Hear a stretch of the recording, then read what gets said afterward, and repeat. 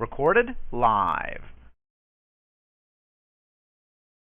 Greetings, everybody. How's everybody doing out there? This is Jesse here from the YouTube channel, Jesse Vassal, and so happy that you are here with me this evening, or if you listen to the archives, that I will be happy that you listen to those as well. Whether you're listening live or the archives, it doesn't matter to me. As long as the message is getting out and scales are getting removed, that's what's important. Because the more the scales get removed, the more people start waking up and returning to the truth that has since been lost. That is what my prayer is. That's why, even though these things are more than obvious to me, but I want to make it, with God's help, hopefully that it'll be obvious to those that have been and are being deceived.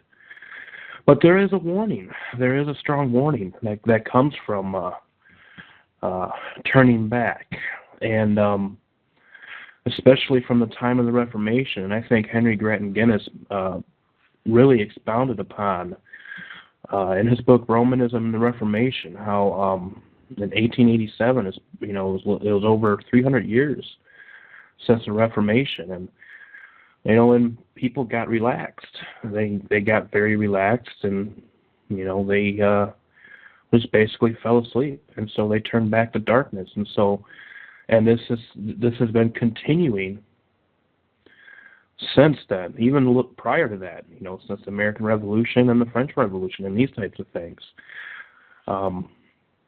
And so I thought it would be quite fitting to open up this broadcast with reading 2 Peter chapter 2, 20, verse 22. And I was listening to a video that used this passage, and I thought this would be a good passage to bring up. And it states, "For after they have escaped the pollutions of the world through the knowledge of the Lord and Savior Jesus Christ, they are again entangled therein and overcome. The latter end is worse with them than the beginning, even worse than the Inquisitions, even worse than, the brutal tortures and these types of things. Because what does Jesus say? Fear not those that can kill the body, but fear him who's able to destroy both body and soul in hell." Okay? Latter end is worse with them than the beginning. "For it had been better for them not to have known the way of righteousness than after they have known it to turn from the holy commandment delivered unto them. But it has happened unto them according to the true proverb, the dog is turned to his own vomit again, and the soul that was washed to her wallowing in the mire." And I thought it's a very fitting passage to start this broadcast. Now, in this broadcast, this is going to be a very lengthy one, I do believe. And, I'm going to try to cover as much as I can. If I have to do a part 2, because the information I'm going to be presenting therein is going to really be mind-boggling. And so what I have decided to do, as stated in the subscription, is I'm going to talk about some quotes called Words of the Beast. We're going to be looking at a section from a page out of remnantofgod.com that has not all of them. There's plenty of more than what he posted, but it gives you a really good idea. We're going to be looking explicitly at the words of the beast. I'm not going to cover them all in this broadcast, but we're going to look at the section of the papacy calling themselves God on earth. Okay? And then I'm going to read a chapter from History of Protestantism from the development of the papacy from the times of Constantine to those of Hildebrand. And then, which is what I'm probably going to start off with first. And then I'm going to go into the current events. And those that are listening to this right now, you might know what some of these current events are, because I created a PDF file, and and I put some interpretations in there of what certain things mean, the 2030 agenda goals and these types of things that the Pope signed off on after his visit to the UN and to the U.S. So here, let's go ahead and get started.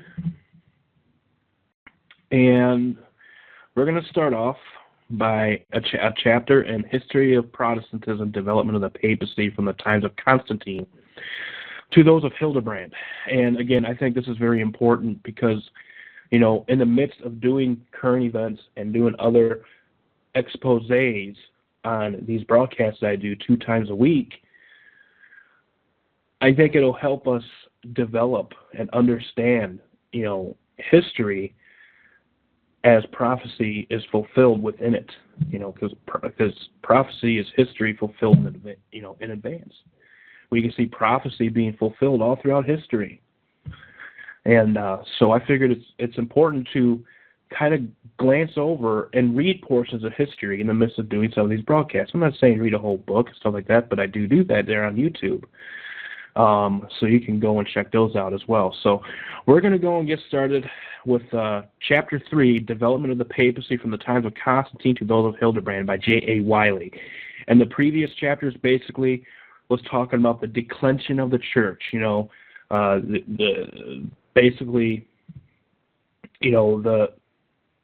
baptized paganism that creeped into the church, where at first the Caesars were persecuting Christians, and and these types of things. You can read all about that in Fox's Book of Martyrs, and then after a while, things just started to settle down. Things just, persecution just seemed to stop. And the Bible says, "Those who live godly in Christ Jesus shall suffer persecution."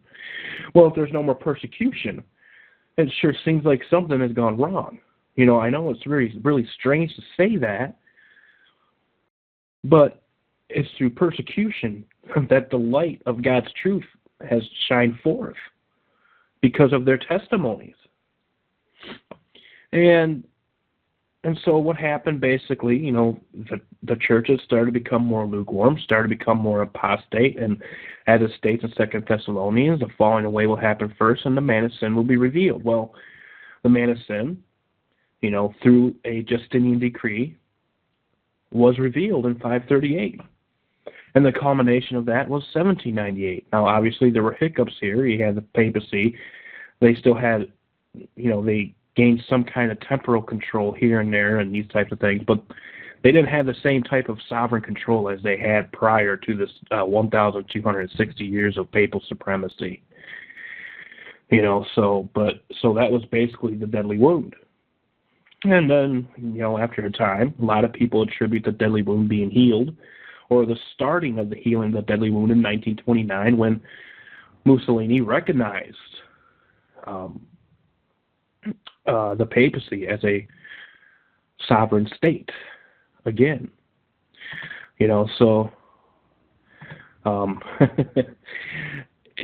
that's why I think it's kind of interesting to go through this history. Now, we're just going from the time of Constantine to those of Hildebrand, okay? And basically the rise of papal supremacy started out very small in 538. Nothing's really much talked about it, Some people might kind of dilute history a little bit by saying, well, 538, the Ostrogoths were totally wiped out. Well, that's not necessarily the case. They suppressed them. They caused them to retreat, but they kept on coming back and being a headache. And eventually they were thrown out completely and done away with, So the papacy started off very small, and then it grew. And we're going to be looking at this history here to prove how it grew. Okay, so the development of the papacy from the times of Constantine to those of Hildebrand. Imperial edicts, prestige of Rome, fall of the Western Empire, the papacy seeks and finds a new basis of power, Christ's vicar, conversion of Gothic nations, Pepin and Charlemagne, the Lombards and the Saracens, forgeries and false decretals, and election of the Roman pontiff. These are the top topics that are going to be discussed in this section of the show.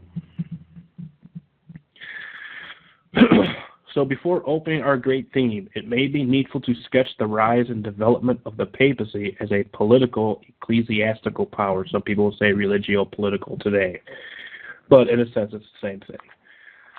The history on which we are entering and which we must rapidly traverse is one of the most wonderful in the world.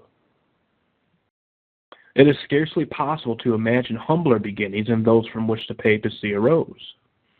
And certainly it is not possible to imagine a loftier height than that to which it eventually climbed. He who was seen in the first century presiding as a humble pastor over a single congregation and claiming no rank above his brethren is beheld in the 12th century occupying a seat from which he looks down on all the thrones, temporal and spiritual, of Christendom. How, we ask with amazement, was the papacy able to traverse the mighty space that divided the humble pastor from the mitred king? Okay, so let me repeat a portion of this. He who was seen in the first century presiding as a humble pastor over a single congregation and claiming no rank above his brethren is beheld in the 12th century occupying a seat from which he looks down.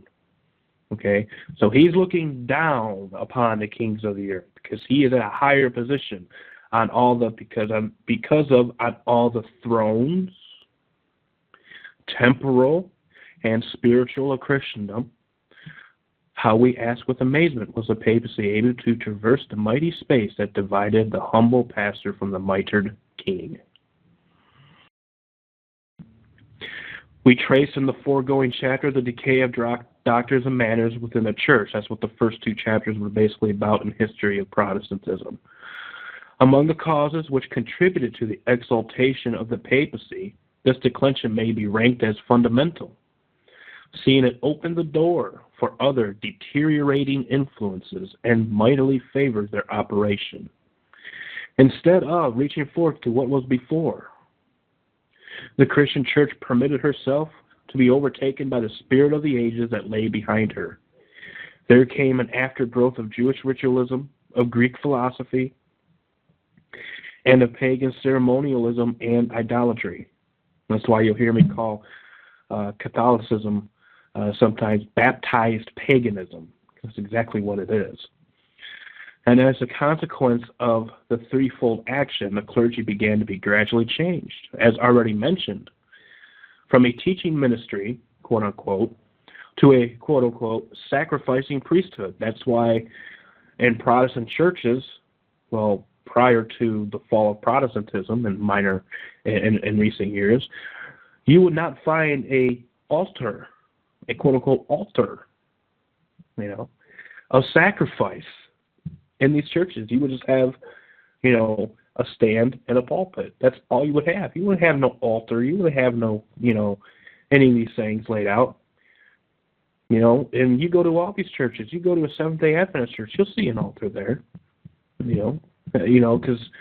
Because even the way they do communion in the Seventh-day Adventist church, they have something that's, the one I went to anyways, it was set up like an altar. You had this nice little white cloth hanged over a table of some sort, and then you had the bread, and you had the grape juice, and these types of things, and it was essentially the same thing. Okay? It wasn't really exactly the same as the Eucharistic ceremony, but at the same time, they placed everything on an altar. This made them no longer ministers or servants of their fellow Christians. They took the position of a caste, claiming to be superior to the laity invested with mysterious powers, the channels of grace, and the mediators with God. Thus there arose a hierarchy, assuming to mediate between God and man. And a hierarchy is basically you have places of position within the church, and these types of things. This one person is higher than the other, and you dare not question him. Okay? And so let's go ahead and move forward.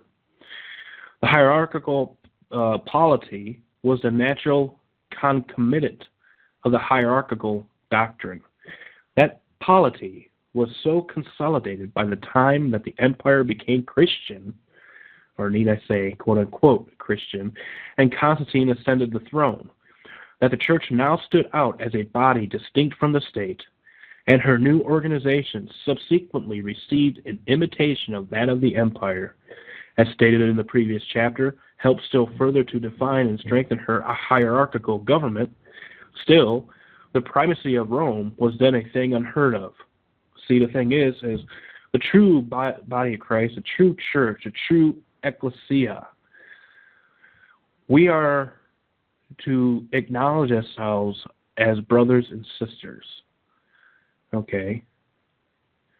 Now I understand that there are those that are placed and called bishop and pastor and these types of things and so on and so forth. But even the bishop and the pastor and these types of things are not to consider themselves higher, but they too are to consider those that sit among them brothers and sisters. Okay? Now there's a nice little deception going on with the Pope today. Okay? He calls the church, those outside the Catholic Church, brothers and sisters. So before you take words out of my mouth, I just want to explain something to you. Love thy neighbor as thyself. Okay?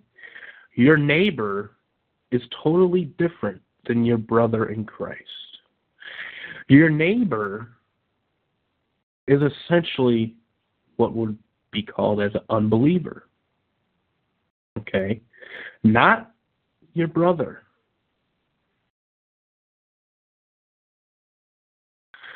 But since Vatican II, since we had this dynamic shift from conservative to liberal in the Catholic Church, well, here the Pope is calling everybody, all other quote-unquote religions, brethren, brothers and sisters.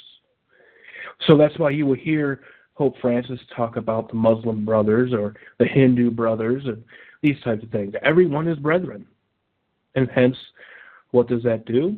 Well, really, essentially, it brings Christ down on an equal plane with all the religions of the world. That's exactly what's happening.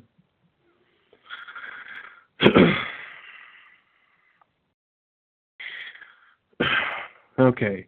That polity was so consolidated by the time that the empire became Christian and Constantine ascended the throne, that the church now stood out as a body distinct from the state, and her new organization subsequently received an imitation of that of the empire.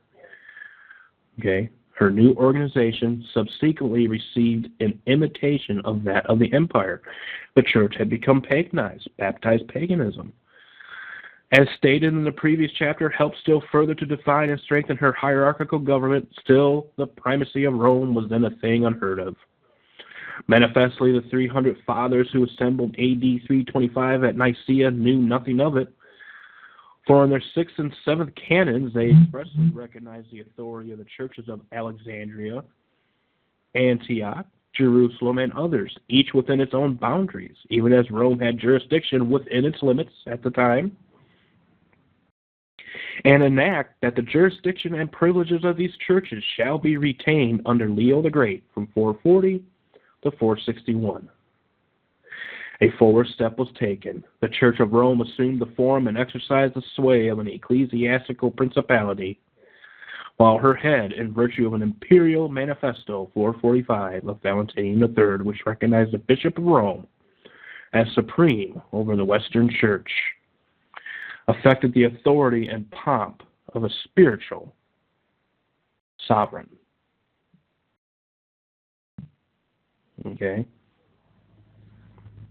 So since we had this apostasy under Constantine, it basically, the door was open for the man of sin to come in. Okay? So essentially, they closed the front door, and the church opened the back door.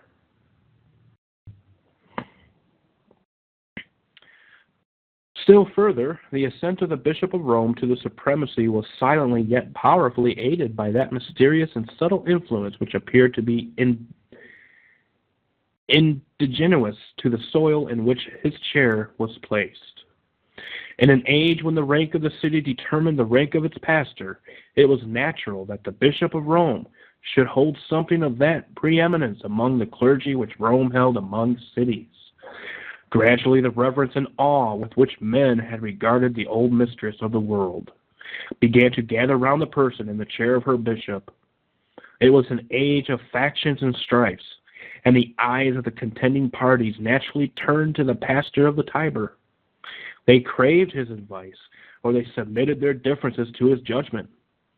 These applications the Roman bishop was careful to register as acknowledgments of his superiority, and on fitting occasions he was not forgetful to make them the basis of new and higher claims. The Latin race, moreover, retained the practical habits for which it had so long been renowned, and while the Easterns, given way to their speculative genius, were expending their energies in controversy, the Western Church was steadily pursuing her onward path and skillfully availing herself of everything that could tend to enhance her influence and extend her jurisdiction.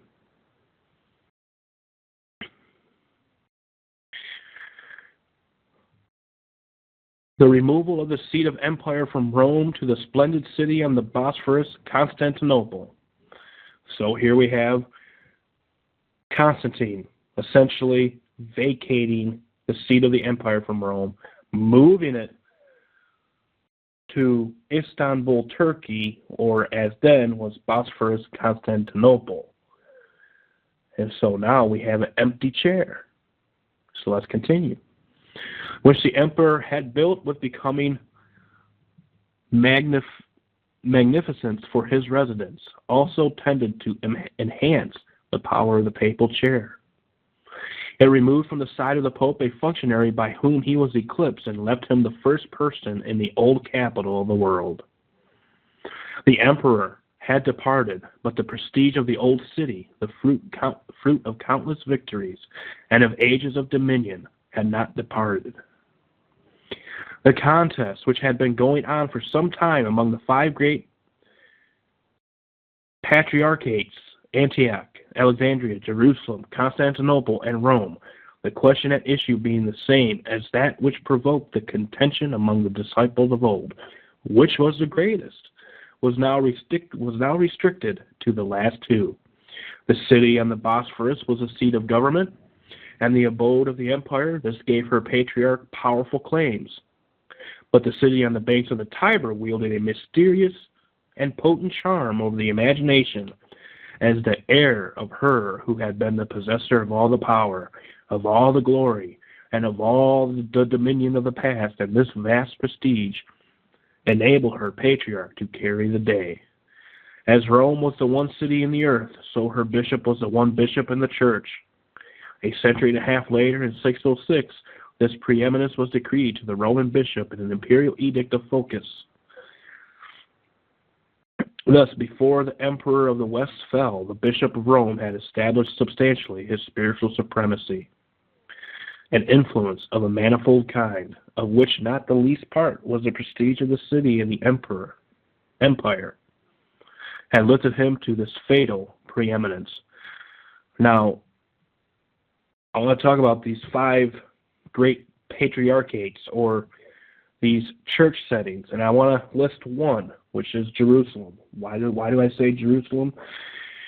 Because Jerusalem is basically the center of three monotheistic faiths, one being Judaism, one being Islam, and one our media calls Christianity, the three Abrahamic faiths.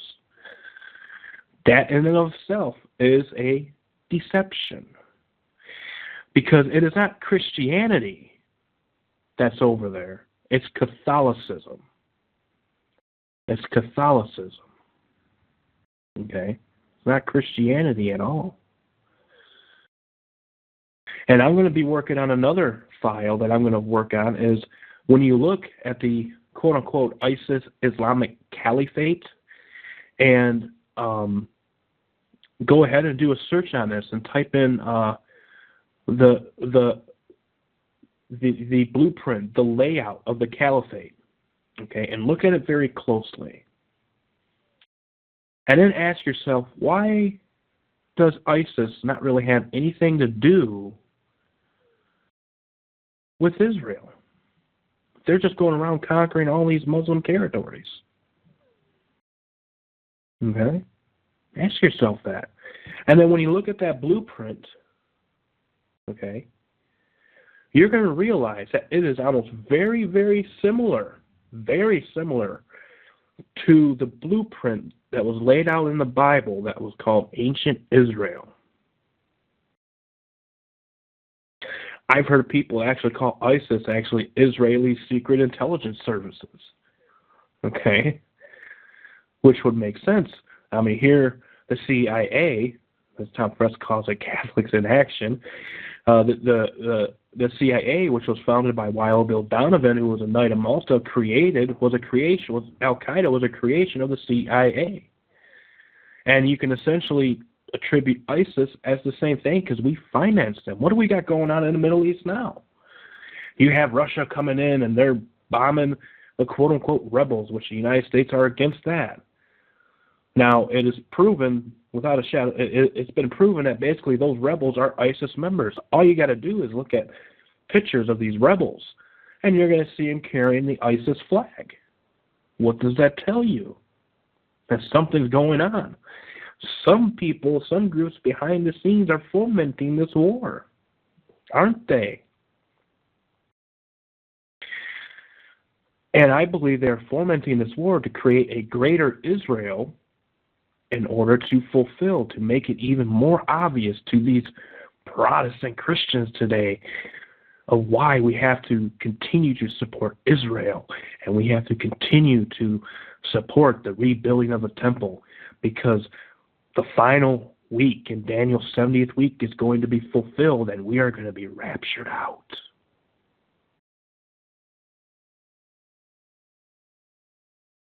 Something to think about. But now the time has come when the empire must fall, and we expect to see that supremacy which had so largely helped to build up fall with it. But no, the wave of barbarism which rolled in from the north, overwhelming society and sweeping away the empire, broke harmlessly at the feet of the Bishop of Rome. They capitulated. The shocks that overturned dynasties and blotted out nationalities left his power untouched, his seat unshaken. Nay, it was at that very hour when society was perishing around him that the Bishop of Rome laid anew the foundation of his power and placed them where they might remain immovable for all time. He now cast himself on a far stronger element than any the revolution had swept away. He now claimed to be the successor of Peter, the Prince of the Apostles, and the Vicar of Christ. All the way back to 606. The canons of council, as recorded in Hard the Wind, show a stream of decisions from Pope Celestine in the middle of the 15th century to Pope Boniface II in the middle of the 16th century. Directly or indirectly, this august prerogative, when the Bishop of Rome placed his chair with all the prerogatives and dignities vested in it. Upon this ground he stood no longer upon a merely imperial foundation. Henceforward he held neither of Caesar nor of Rome. He held immediately of heaven. What one empire had given, another emperor might take away. What one emperor had given, another emperor might take away. That's a nice little interesting statement that Wylie made there. Because all you got to do is think of, well, let's just say the Constitution of the United States. All the patriots believe it's a good thing, and we need to defend the Constitution. Well, what Rome giveth, Rome can take away. And how is she taking it away? By simply just turning it around and redefining it. Why do you think we have Catholics in high positions of office today? Oh, well, someone will quote the LA Times article that says, no, the Jews run Hollywood and these types of things. Well, Don't you think that they're being paid to say that? Especially when you look at the president of the LA Times, and he's a graduate of Notre Dame.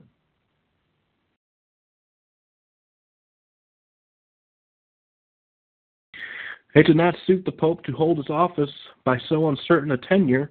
He made haste, therefore, to place his supremacy where no future decree of emperor, no lapse of years, and no coming revolution could overturn it. He claimed to rest it upon a divine foundation. He claimed to be not merely the chief of bishops and the first of patriarchs, but the vicar of the Most High God. With the assertion of this dogma, the system of the papacy was completed essentially and doctrinally, but not as yet practically. It had to wait the full development of the idea of vicarship, which was not till the days of Gregory VII. But here have we the embryonic seed, the vicarship, namely, out of which the vast structure of the papacy has sprung. So here in 606, 538 basically gave the announcement that the papacy was to be the corrector of heretics and the head of the church. Okay, all right. And then roughly 70 years later, now the seed of vicarship has been planted. Now, not only is he's going to gain, now not only has he gained primacy over the church, now he's going to start to get his temporal power.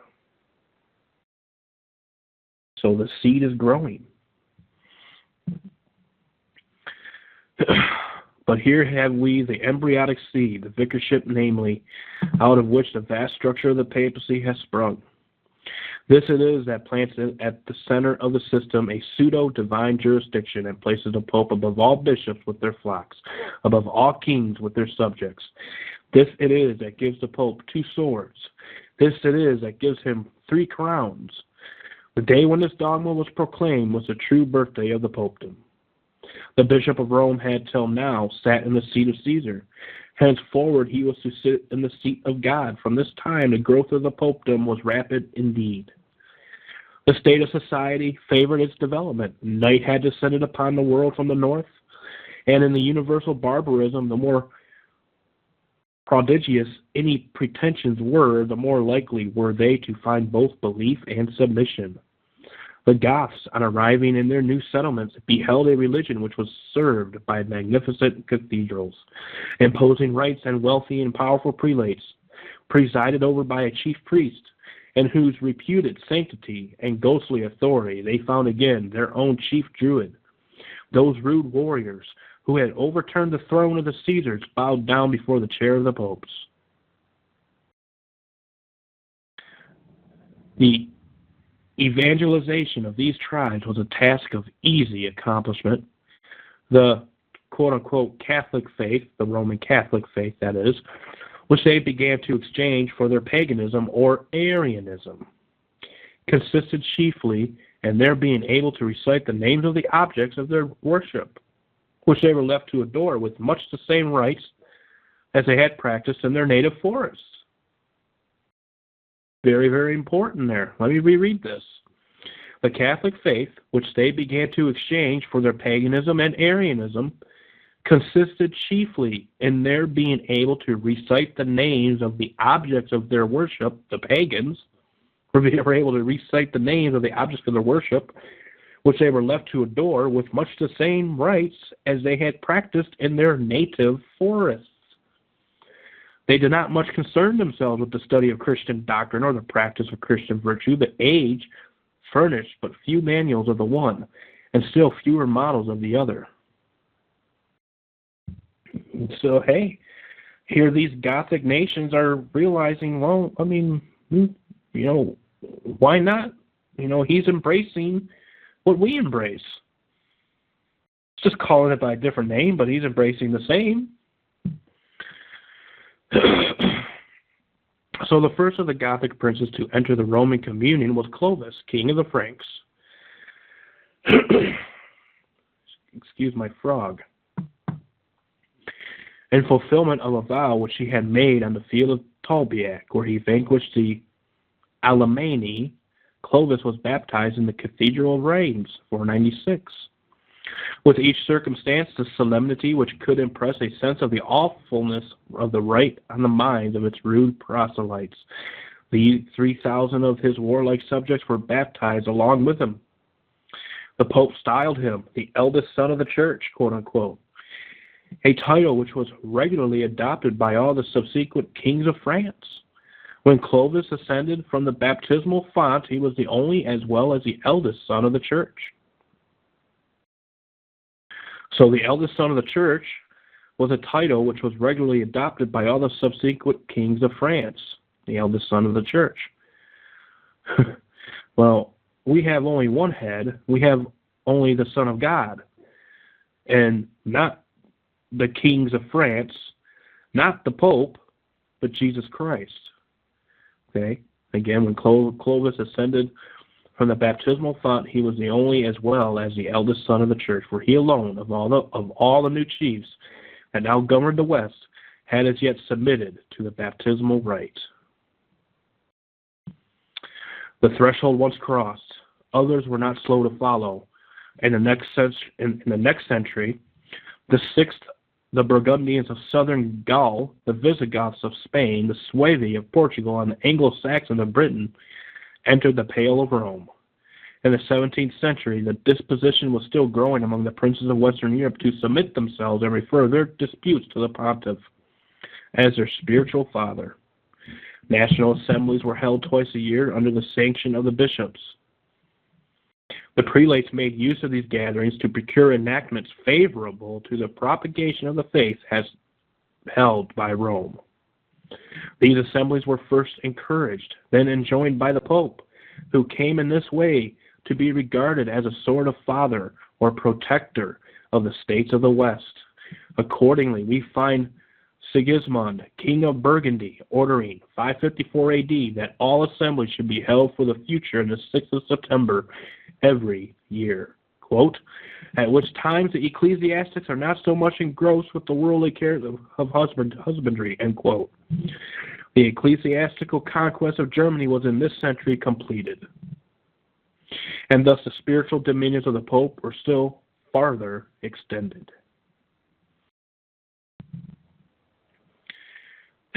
In the 8th century, there came a moment of supreme peril to Rome.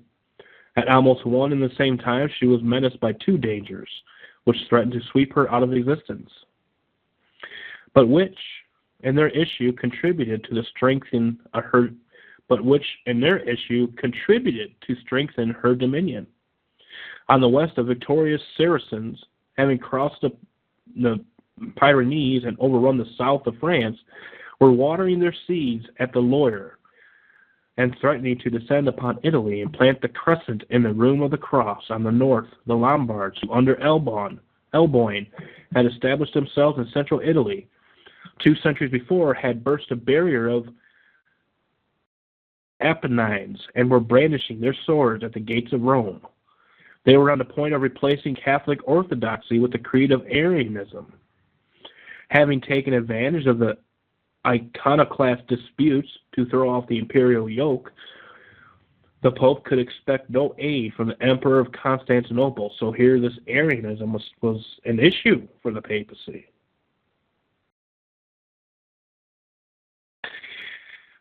He turned his eyes to France. The prompt and powerful interposition of the Frankish arms saved the papal chair, now in extreme jeopardy.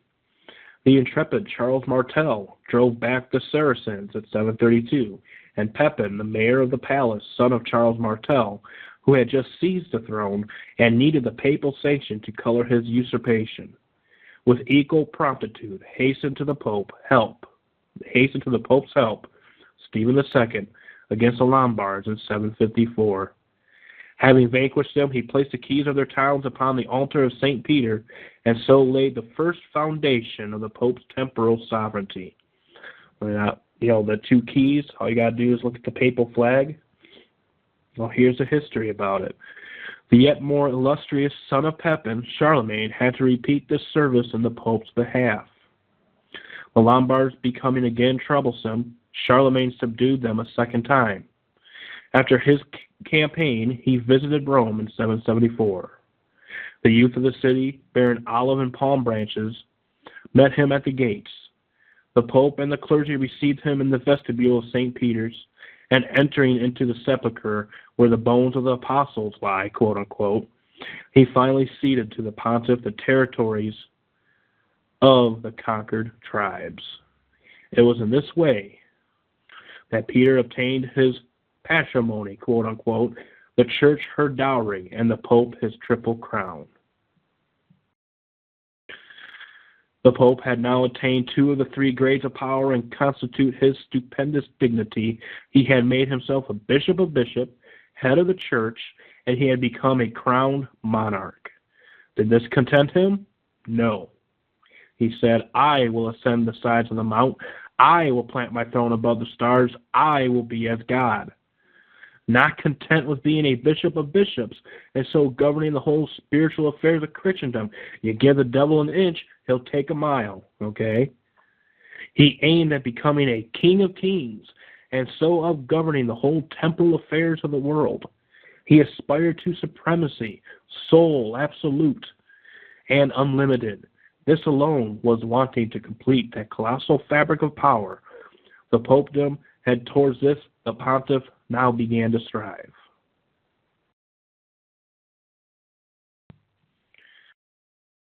Some of the arts had recourse to in order to grasp the covered dignity were of an extraordinary kind, an astounding document purporting to have been written in the 4th century. Here comes the forged documents now. Okay, an astounding document purporting to have been written in the 4th century, although unheard of till now, was in the year 776, brought out of the darkness in which it had been so long suffered to remain.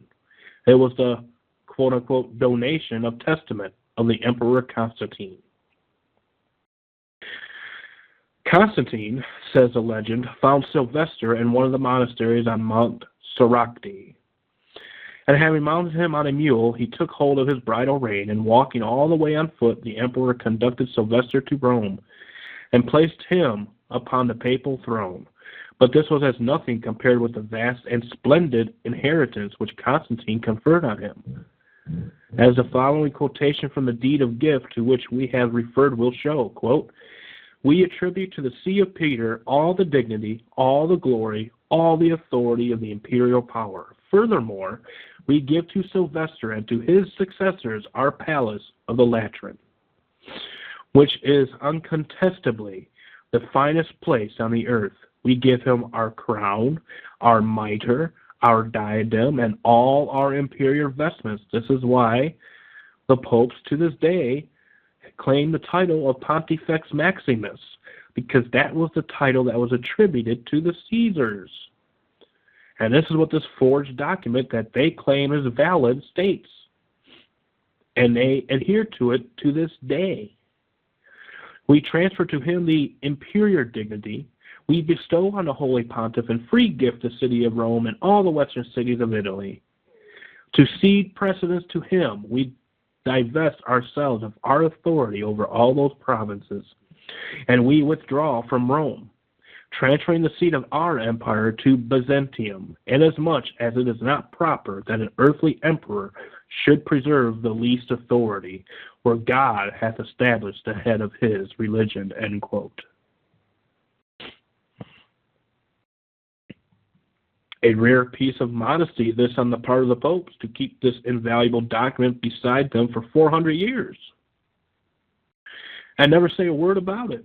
And equally admirable, the policy of selecting the darkness of the 8th century as the fittest time for its publication. So, pretty much, yeah, it was a forged document. It wasn't real. I'm pretty sure in the darkness they probably wrote it themselves.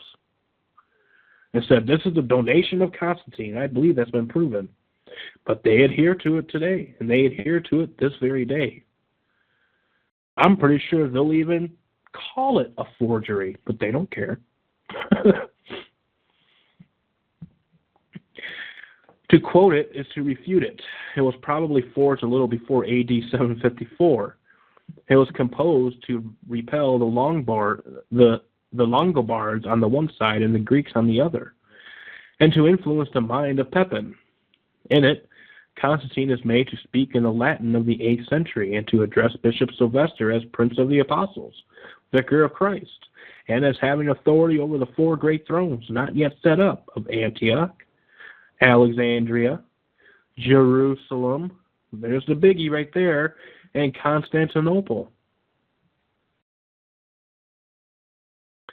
It was probably written by a priest of the Lateran Church and to gain its object, that is, it led Pepin to bestow on the Pope the exarchate of Ravenna with 20 towns to furnish oil for the lamps in the Roman churches. During more than 600 years, Rome impressively cited this deed of gift, inserted it in her codes, permitted none to question its genuineness. You dare not question this document. And burn those who refuse to believe in it. There you go. The first dawn of light in the 16th century sufficed to discover the cheat. So yeah, it was basically brought out that this was a false document.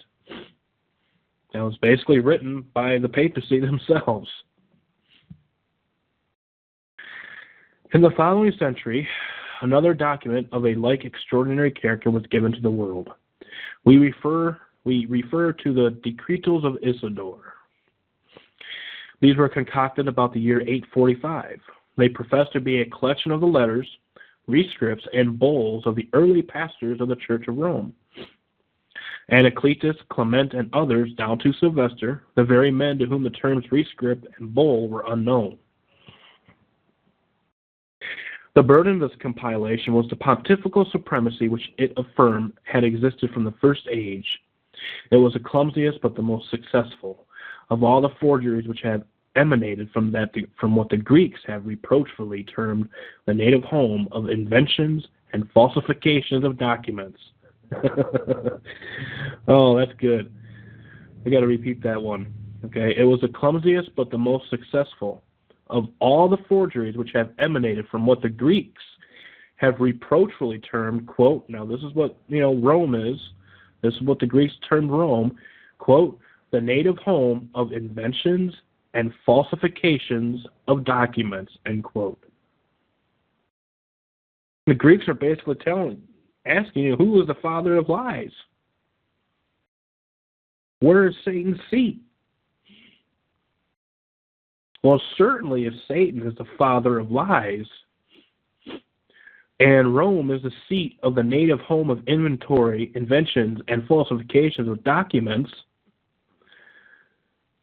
then that tells you that the dragon gave the beast its power and great authority. Who is the father of lies? So, who is the physical manifestation on this earth?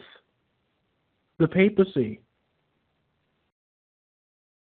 He was a liar from the beginning, right? The writer, who professed to be living in the 1st century, painted the Church of Rome in the magnificence which she attained only in the 9th, and made the pastors of the first age speak in the pompous words of the popes of the Middle Ages. Abounding in absurdities, contradictions, and anachronisms, it affords a measure of the intelligence of the age that accepted it as authentic. It was eagerly laid hold of by Nicholas I to prop up and extend the fabric of his power.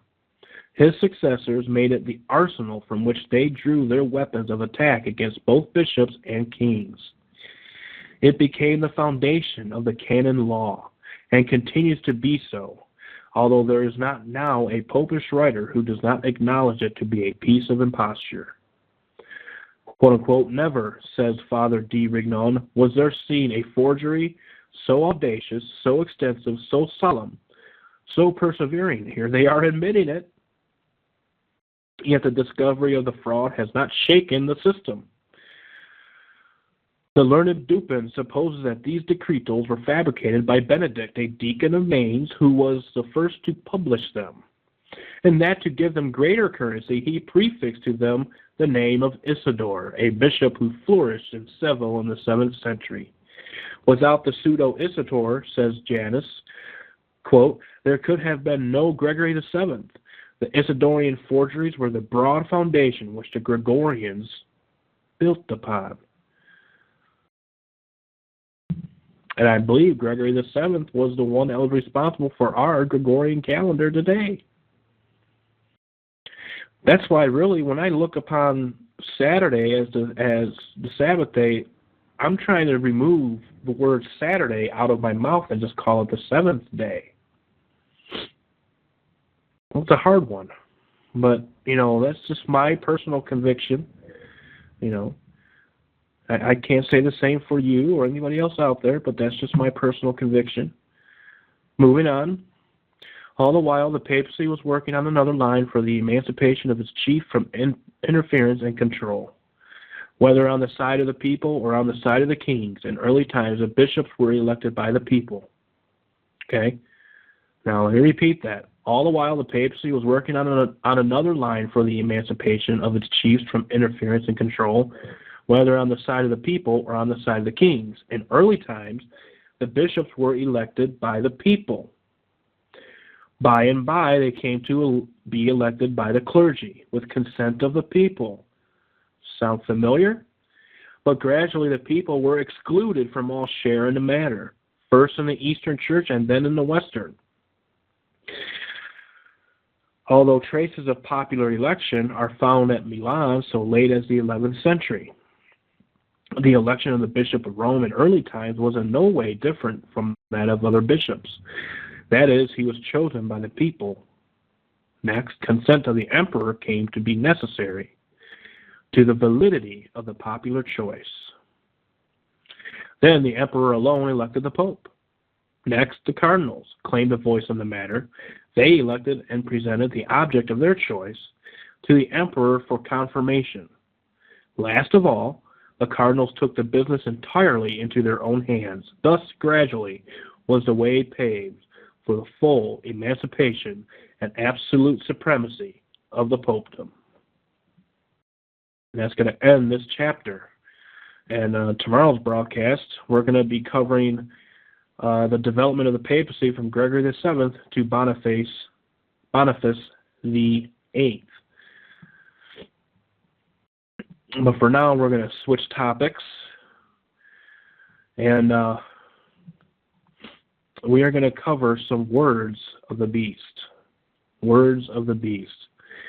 Again, I have this in a PDF format, but you can actually go to remnantofgod.org and you'll be able to find this document here. These are basically a lot of quotes that the papacy or the church to the papacy about the papacy has declared. So we're going to read a little from a portion of this, of quotes of the popes declaring themselves God on earth in this broadcast. And it states, this is blasphemy number 1 in John 10:33. So let's go ahead and read that. We're going to start in John 10:32, and which states, Jesus answered them, many good works have I showed you from my Father. For which of these works do you stone me? And in John 10:33 it states, the Jews answered him, saying, for a good work we stone thee not, but for blasphemy, because thou, being a man, makest thyself God. Okay? So this is what the definition of blasphemy is.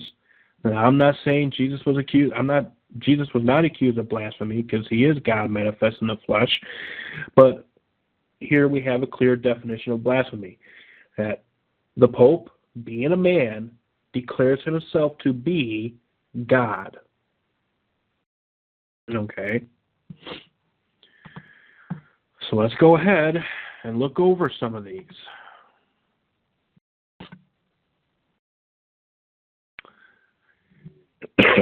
First quote is out of Evangelical Christendom, January 1st, 1895, page 15. Quote, the Pope is not simply the representative of Jesus Christ. On the contrary, he is Jesus Christ himself under the veil of the flesh, and who, by means of a being common to humanity, continues his ministry amongst men. Does the Pope speak? It is Jesus Christ who is speaking. Does he teach? It is Jesus Christ who teaches. Does he confer grace or pronounce an anathema? It is Jesus Christ who is pronouncing the anathema and conferring the grace. Hence, consequently, When one speaks of the Pope, it is not necessary to examine, but to obey.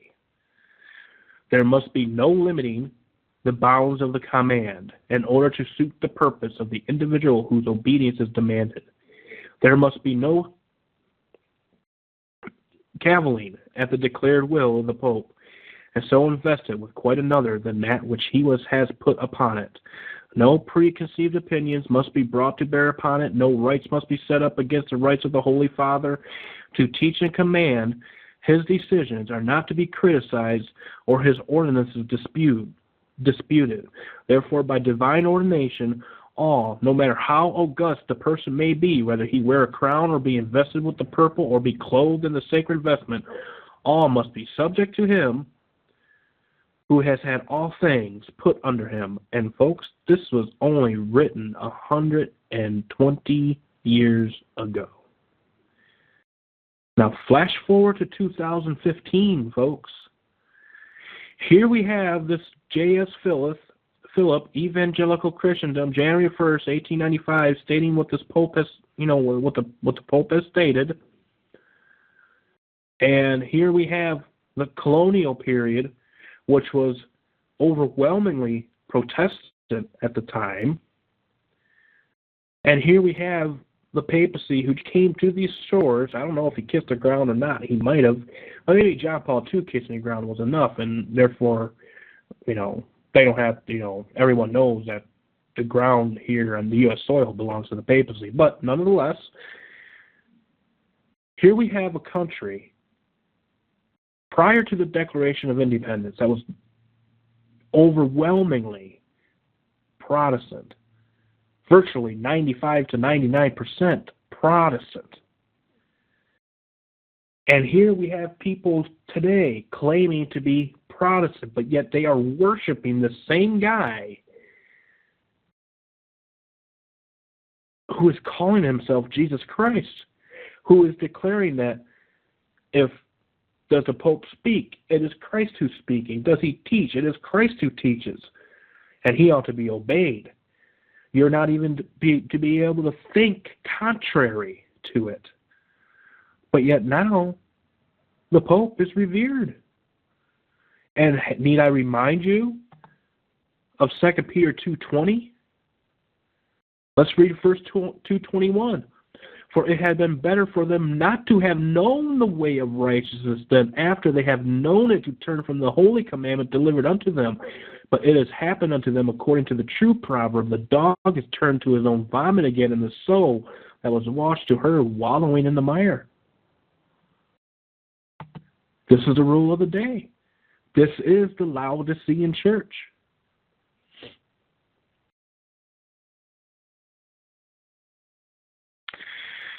These words appeared in the Roman canon law, quote, to believe that our Lord God the Pope has not the power to decree as he has decreed is to be deemed heretical.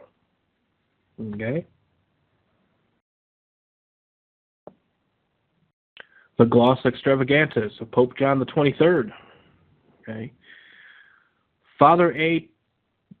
Pereira says, quote, it is quite certain that popes have never approved or rejected this title, Lord God the Pope, for the passage in the gloss referred to appears in the edition of the canon law published in Rome in 1580 by Gregory XIII. Here's another one. Quote, it seems that Pope John Paul II now presides over the universal, that is, Roman Catholic Church from his place upon Christ's cross. End quote. Auckland Bishop says, Pope presides from the cross in Auckland, New Zealand, September 20, 2004, zenit.org. And what's very interesting, and those that might be listening to this might remember a video I sent, a documentary. It's a pro-Catholic documentary, but it's basically about Vatican II. And these Catholics are basically extreme conservatives, all right? They are extreme conservatives, and you can go and actually look at their website and see what they say.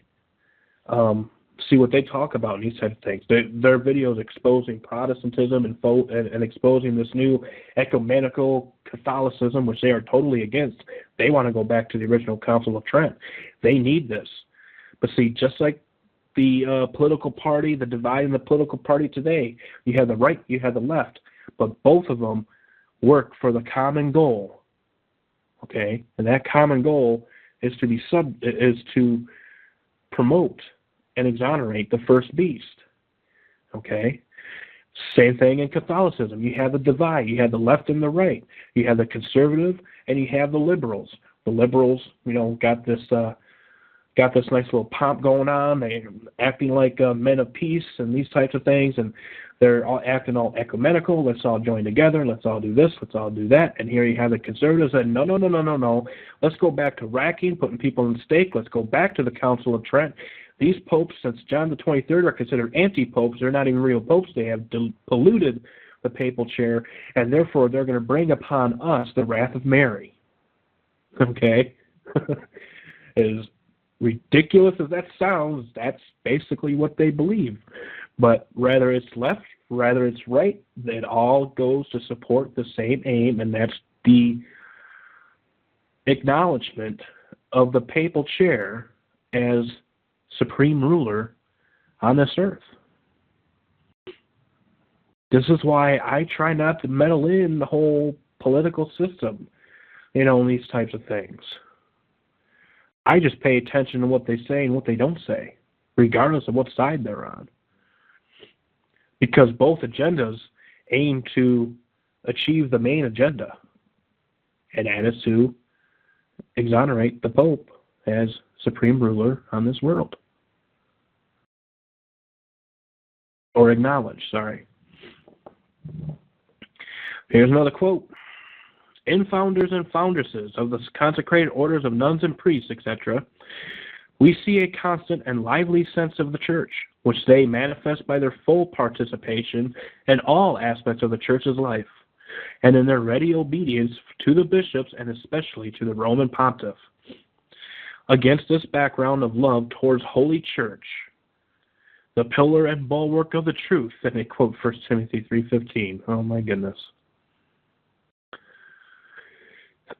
We readily understand the devotion of St. Francis of Assisi. This is where Pope Francis laid claim that he derived his name from, St. Francis of Assisi. But there was another Francis, by the way, which was a co-founder of the Jesuit order called Francis Xavier. Okay. So,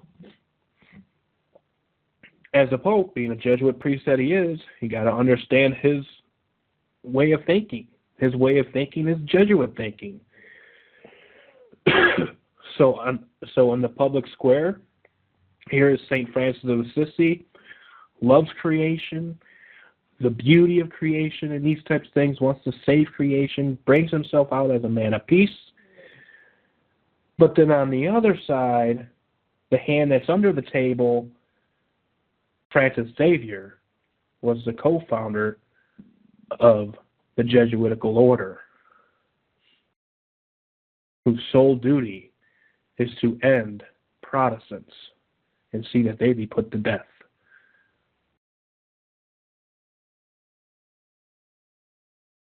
Okay, we readily understand the devotion of St. Francis of Assisi, or for the Lord Pope, the daughterly outspokenness of St. Catherine of Siena towards the one whom she called sweet Christ on earth, referring to the Pope.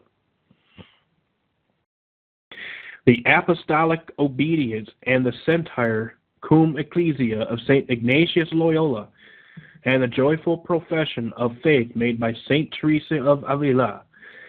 I am a daughter of the Church. We can also understand the deep desire of St. Teresa of the child Jesus. Quote, in the heart of the Church, my mother, I will be loved. These testimonies are representative of the full ecclesial communion, which the saints, founders, and foundresses have shared in diverse and often difficult times and circumstance. They are examples which consecrated persons need constantly to recall if they are to resist the particularly strong centrifugal and disruptive forces at work today.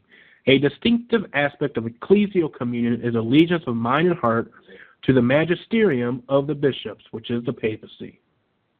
An allegiance which must be lived honestly and clearly testified before the people of God by all consecrated persons, especially those involved in theological research, teaching, publishing, catechesis, and the use of the means of socialism. Because consecrated persons have a special place in the church, their attitude in this regard is of immense importance to the whole people of God, end quote. Pope John Paul II, Apostolic Exhortation of the Consecrated Life and its Mission in the Church and in the World.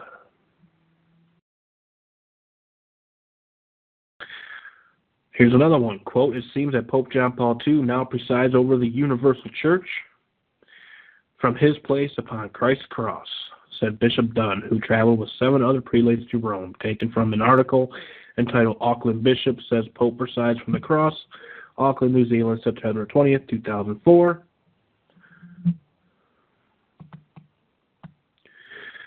And here's another one. The Pope is of great dignity and so exalted that he is not a mere man, but as it were God and the Vicar of God. Ferreris Ecclesiastical Dictionary. Quote, all names which in the Scripture are applied to Christ by virtue which is established that he is over the church, all the same names are applied to the Pope. And guess what? Both the right and the left, they acknowledge this. Again, watch that documentary, Vatican II Apostasy, and you're going to see, I mean, they are very open about what they believe. It's obvious. Hopefully you can read through the rigmarole that they spew out, but it should be obvious to those that are in the know. It's a really good practice of learning discernment, really. I mean, me personally, I think it's a really good documentary for that purpose. Just like the Global Vatican, the book of Global Vatican, it's the same thing. If you can read through the Global Vatican and read through the rigmarole and read what it's actually saying behind the words, then my friends, you are on a very, very good road of being able to discern truth and error.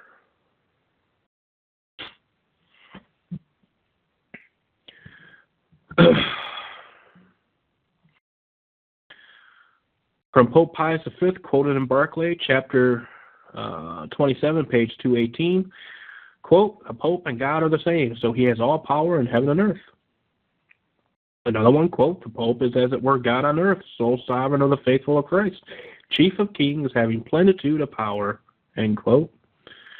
That was Luciferus and Pamta Bibliotheca, Canonica, Juridica, Moralis, Theologica, Ascetica, Polemica, Alaticas, Volume 5, Article on Papa, Article 2, titled Concerning the Extent of Papal Dignity, Authority, or Dominion, and Infallibility. Here's another one. This is quoted in the New York Catechism.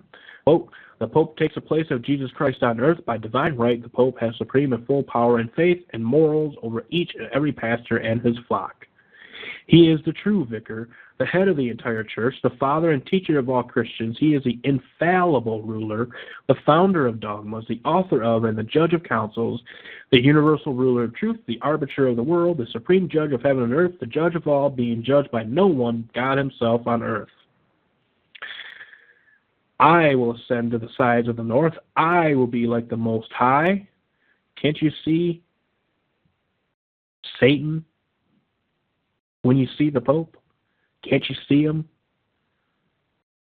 The dragon gives him his power and great authority. And to think the amount of people that were worshiping this man as he was here. Writers on the canon law says, quote, the Pope and God are the same. So he has all power in heaven and earth. This is what they teach, folks. Here's another one. Pope Nicholas I declared that the appellation of God had been confirmed by Constantine on the Pope, who, being God, cannot be judged by man. End quote. Quote, the Pope is of so great dignity and so exalted that he is not a mere man. No, he is, as it were, God on earth, sole sovereign of the faithful of Christ, chief of kings, having plenitude of power. This is from Leo VIII on the chief duties of Christians as citizens. Quote, the supreme leader in the church is a Roman pontiff. Union of minds, therefore, requires complete submission and obedience of will to the church and to the Roman pontiff as to God himself. Why look for an antichrist in the future? Can't you see it with him?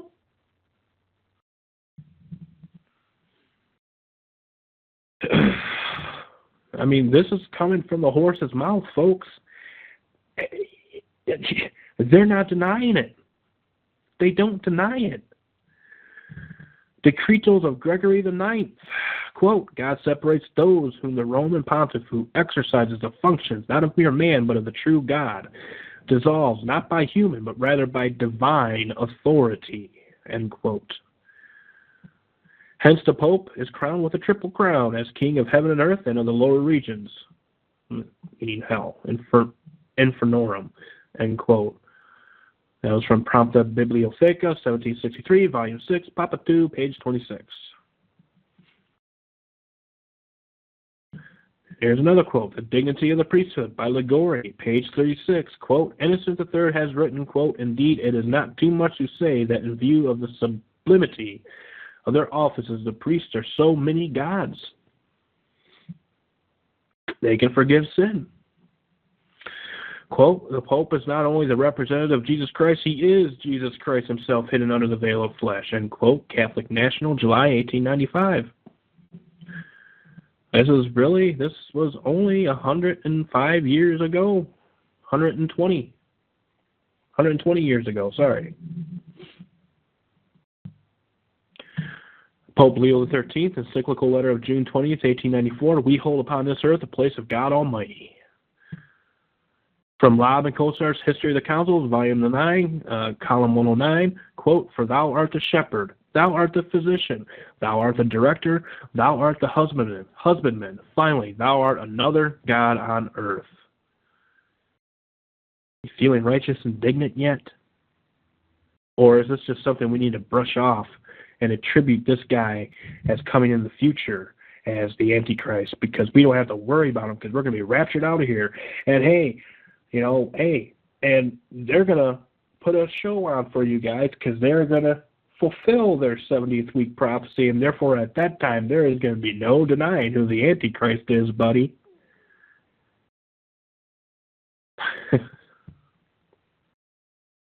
Because God sends you a strong delusion and you believe a lie, but you're going to end up damned if you don't come out of it. You got people coming at me the other day. Oh, no, you can't lose your salvation. Really? Why don't you read the end of Romans 13? What about work out your own salvation with fear and trembling? Okay. What about the passage I just read you? You can't lose your salvation? Really? Well, what happens if you return to its own vomit as a dog? The dog is turned to his own vomit again. What happens about departing from the faith? Well, they never were saved to begin with. You know what? See, the thing is, yes, salvation is by grace alone, through faith alone. It is a gift of God, lest any man should boast. Okay? It is a gift from God. But you still have the aspect of choose you this day whom you will serve. It is a gift from God. Let me give you an example. It's a gift from God. It's from God. God gives you this gift of salvation, right? Gives you this gift of salvation. Now, let's look at a parable, for example. And the parable is this. Say you're a father, and you go to the store and you buy your son a gift. It's a very expensive gift. It's a precious gift. Something your son's been desiring for a long time. Okay? And so you bring it home, you wrap it up, you give it you give it to your son, and he says, "Here, I have a gift for you. Just don't lose it. I paid a huge price for this gift. Don't lose it." Okay? And so the son opens up the gift, and he is amazed. his heart melts. 2 or 3 years down the road, he gets in contact with other trinkets and gadgets.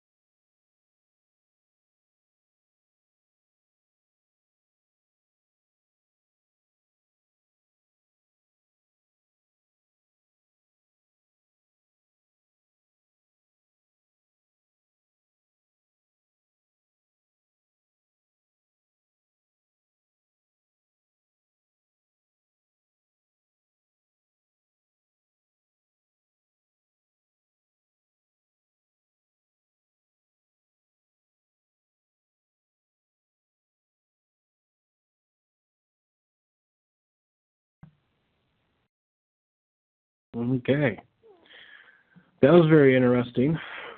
I was booted off. So where was I? This child is looking aimlessly for his gift, and he can't find it, and it becomes harder and harder for him to find it. Okay, there's an example, and he looks too hard, and he finally just gives up. See, God gives you this gift. Okay, God gives you this gift. But he also says, choose you this day whom you will serve. Many people want to accept Jesus as Savior, but then they stop right there, and they refuse to accept him as King. Folks, he's coming back as a king. He's coming back as a king. Don't we want to submit to him as a king? Or are we going to submit to the primacy of the papacy?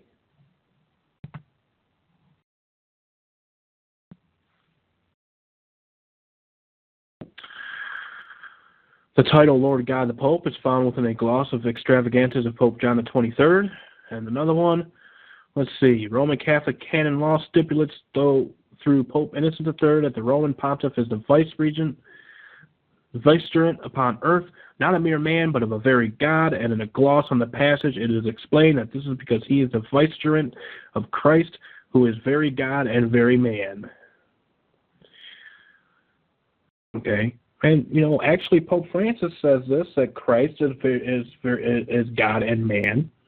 Pope Francis acknowledged that God is a man. Jesus Christ was a man. And you know what? He was right in saying that. But see, here's the thing. When he says that, even though he was right in saying that, he is attributing that to himself. Okay? Because, yes, Jesus was God manifest in the flesh. And you know what? Flesh and blood cannot inherit the kingdom of God. When Jesus Christ appeared to the doubting Thomas, or when he appeared to the disciples, he says, look, I'm not a spirit.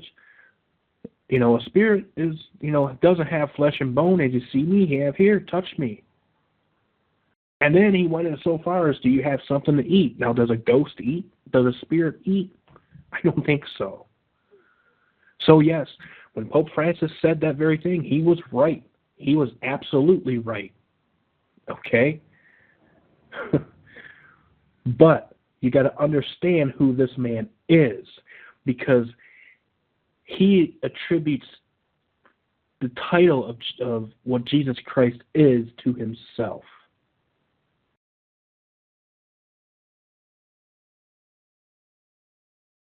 So even in those very words, he speaks a lie. Okay? Got to understand, this is Satan we're talking about here, because Satan works through the papal chair. Satan works through the papacy. The Pope is the supreme judge of the law of the land. He is a vicegerent replacement of Christ, who is not only a priest forever, but also he's not only a priest. So now he attributes himself as a priest forever after the order of Melchizedek, basically. You know that passage in Hebrews? So he is also a priest forever after the order of Melchizedek. He who is not only a priest forever, but also King of Kings and Lord of Lords. That was March 18th, 1871, quoted in Leonard Woosley's Bacchaeon and Inside View of the Vatican Council, American Tract Society. And here's one that some of us might know very well. The last line of the 1302 AD Bull Unum Sanctum issued by Pope Boniface VIII states, quote, "We declare, we proclaim, we define that it is absolutely necessary for salvation that every human creature be subject to the Roman Pontiff." And you know what? All the systems that the government places here on this earth, that our government here in the U.S., every last jot and tittle of it, every single law that pursues out of the mouth of this government, since, I might be speaking moderately here, but let's just say since 1913, the Federal Reserve Act, all of these types of things, this is where you got, I know some are going to get upset when I say this, the social system, the welfare states, Social Security, and these types of things, that was all enacted in 1915. And you know what? The U.S. places an image to the beast, and the U.S. will cause all to worship that image, cause all to wander after this beast. Because it is absolutely necessary for salvation that every human creature be subject to the Roman Pontiff, and they are acknowledging that today, folks. It might be hard to see it today, but there's going to come a time when it's going to be blatantly obvious, and you are going to have a choice to make.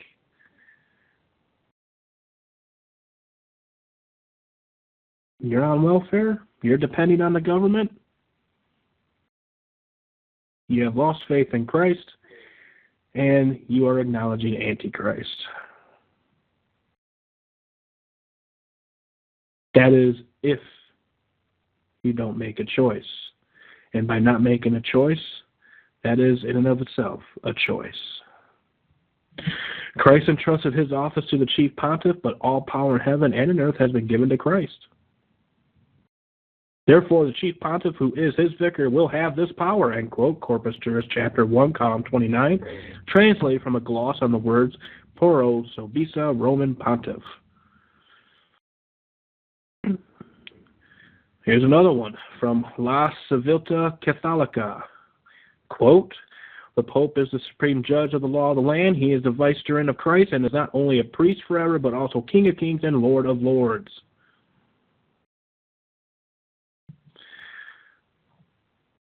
And Protestants, like a dog, has returned to its vomit. Quote, this is published in 4th session of the Vatican Council in 1870. Quote, "All the faithful must believe that the Holy Apostolic See and the Roman Pontiff, the Pope, possesses the primacy over the whole world, and the Roman Pontiff is the successor of Blessed Peter, Prince of the Apostles, and is true Vicar of Christ, and head of the whole Church, and father and teacher of all Christians, and that full power was given to him and Blessed Peter to rule, feed, and govern the universal church by Jesus Christ our Lord," end quote. Primacy over the whole world. Okay, now here, the First Vatican Council in 1870, this is basically when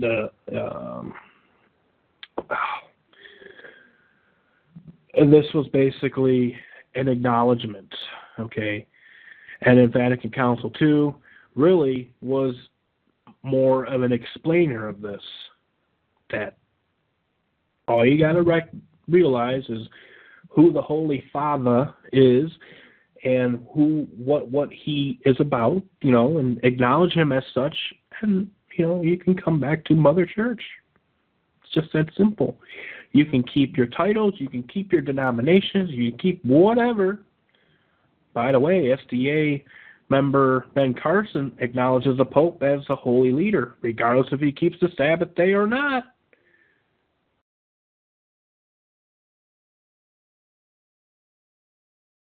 So thereby, since he's acknowledging that the Pope is the holy leader, what is he essentially saying? Is he worshiping the dragon who gave power unto the beast?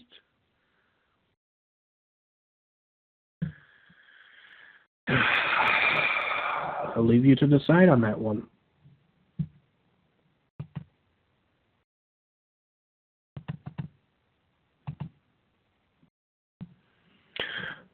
I'm going to read one more here. And this is from Ignaz von Dollinger, quote, a letter addressed to the Archbishop of Munich, 1871, as quoted in McDougall, The Acton-Newman Relations, Fordham University Press, page 119 and 120, quote, the Pope's authority is unlimited and calculable. It can strike, as Innocent III says, wherever sin is. It can punish everyone. It allows no appeal and is itself sovereign caprice, for the Pope arrays, according to the expression of Boniface VIII, all rights in the shrine of his breast.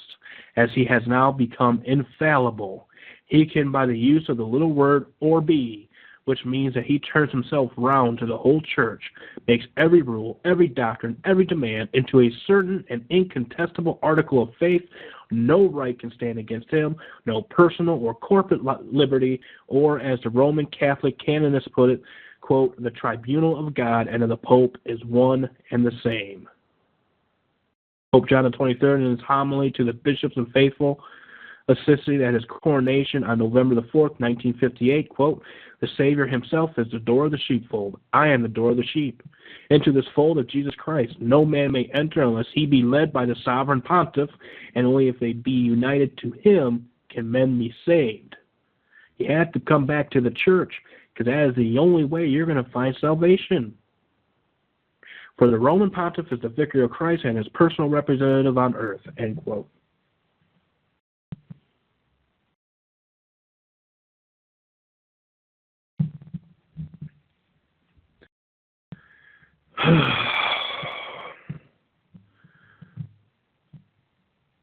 There's more quotes regarding this section here.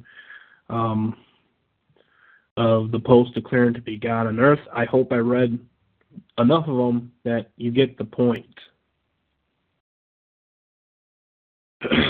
But some of you are just going to acknowledge that he's just a false prophet. You know, he's just a false prophet that's going to bring about the Antichrist. Because we're going to be raptured out here, and there's 7 more years left to go before Christ comes back. No one signed the 7-year peace treaty with Israel yet. So you know what? Nah, you're full of you're full of it. You don't have the Holy Spirit. You got this. You're teaching doctrines of devils. Blah blah blah blah blah. Man, they just throw you away these days. They just throw you away.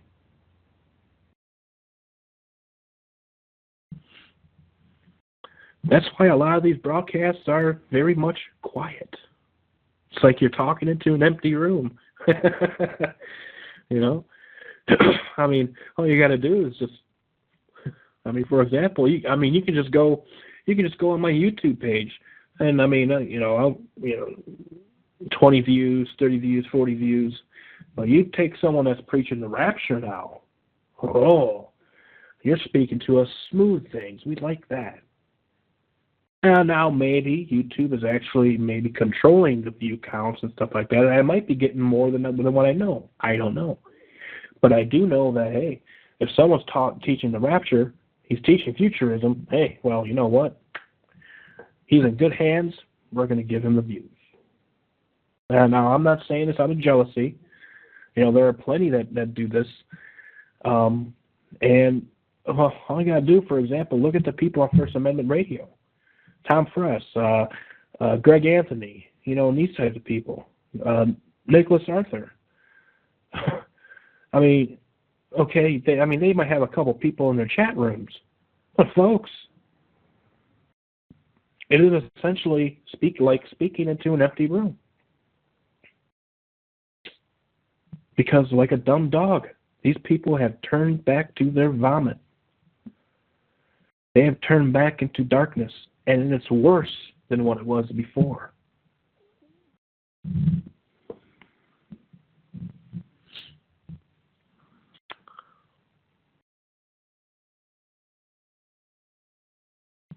So in tomorrow's broadcast, we're going to be covering some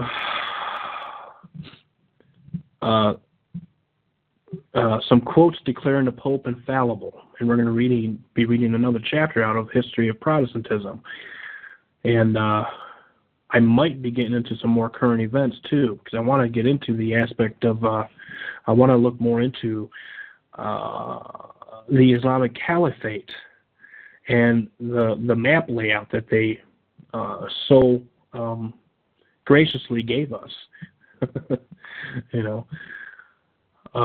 these types of things. But we're going to go through some current events, and it just gets more interesting now from here. Now, U.S. is on the ropes. This is out of governamerica.com, and it states, U.S. on the ropes, China to join Russian military in Syria while Iraq strikes intel deal with Moscow, Tehran. And obviously, I'm pretty sure if you've been following this whole rigmarole of what's going on over there in the Middle East, and Russia has been conducting airstrikes and bombings through their naval vessels and these types of things. Basically, it's turned into an all-out war over there. And well, I mean, you gotta ask yourself who is behind these wars. Last Thursday, this was 9/27/2015. Last Thursday, we asked if China was set to join Russia and Iran in support of the Assad regime in Syria. Okay, now I'm going to explain this again. I'm going to explain this to you again. Okay, I am somewhat convinced that Assad and his actual supporters are a de facto government. Okay, and so they don't want to go along with this new world order. Just like Gaddafi, okay, if you look into Gaddafi and these types of things, he didn't want a central bank established in his nation. He wanted his currency to be backed by gold and these types of things. But no. You either become subject of the powers that be, or you're out. And they ousted him.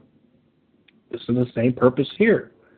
Now, who is behind these wars? Okay, well, let's look a little bit on the surface. So basically, you have the Assad regime, which the U.S. coins the rebels and so Russia is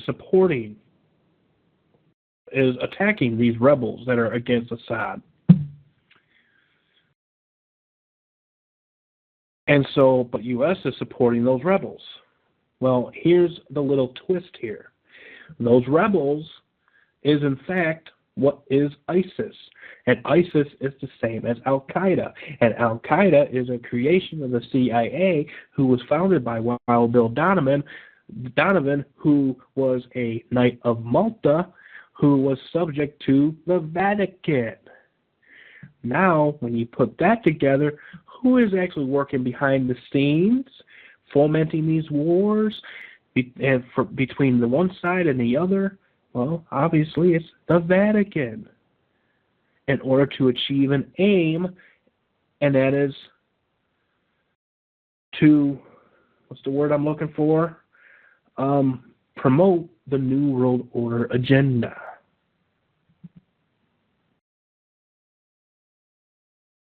And so all the sides are being drawn in over the Middle East.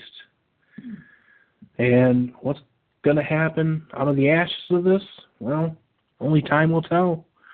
But I can almost guarantee you, not for sure, because this is still up in the air. I can't say this is going to happen this way, but I can almost guarantee you it has a lot to do with fulfilling their futurist agenda. To set up a peace treaty with Israel, and then have a phony Antichrist come in 3.5 years into it, cause the sacrifices and oblations to cease after they rebuilt the temple, and animal sacrifices continued. And then once he's done away with, 7 years later, then here comes the Pope, the papacy, Christ vicar on earth, and, well, all the raptures didn't pan out, and Catholicism has told you so. It's going to be post-trib, And so people are then just basically going to really be throwing out their Bibles at some point because they're going to acknowledge the papacy as God. And then those that are still shouting out that the papacy is a real antichrist, well, this guy's a man of peace. What are you doing, you fundamentalist? Take him to the jail, lop his head off, and that's it. And those people are going to be assumed Christian, and they're going to be believing that they are doing God a service. Now, I'm not saying that's for sure how it's going to go down, but it is definitely a very possible outcome.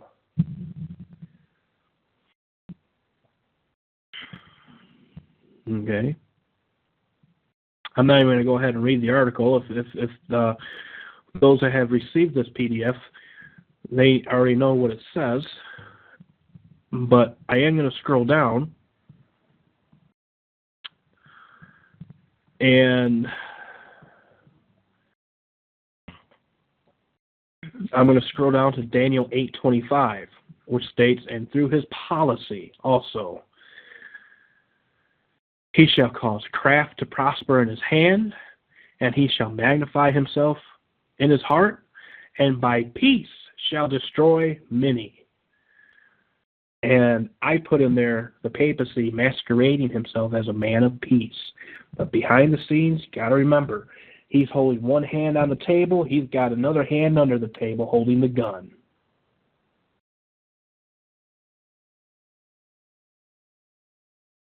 And by peace, he is destroying many.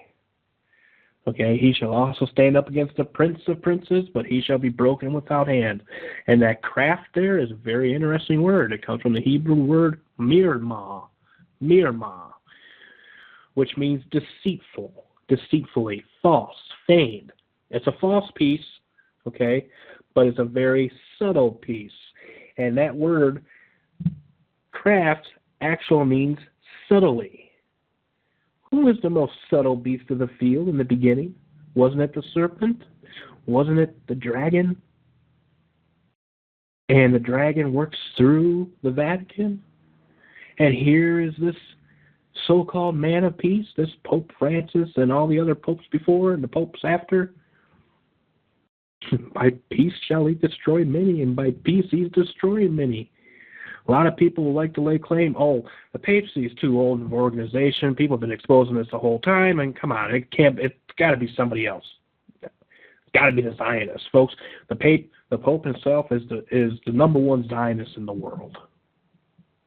He is the Zionist. Okay?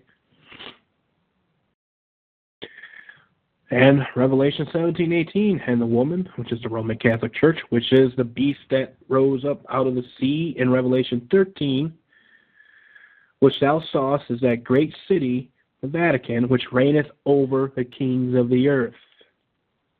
Okay? She reigneth over the kings of the earth. And God will one day will put into the kings of the earth, into their hearts, to turn on her and make war on her and eat her flesh and burn her with fire. Okay?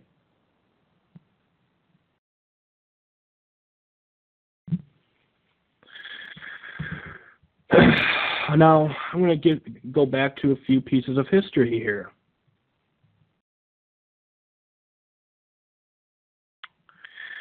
And this is Pike's letter to Mazzini. This was August 8th. Albert Pike received a vision, which he described in a letter that he wrote to Mazzini, dated August 15th, 1871.